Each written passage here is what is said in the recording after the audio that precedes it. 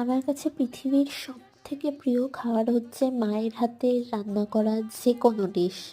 তবে ইলিশ মাছটা এর মধ্যে আমার সবথেকে প্রিয়র থেকেও প্রিয়, মানে আমি বলে বোঝাতে পারবো না আমি ঠিক কতটা ইলিশ মাছ দিয়ে ভাত খেতে পছন্দ করি। আমার মনে হয় শুধু আমি কেন, এটা প্রত্যেকটা বাঙালির কাছে একটা ইমোশন।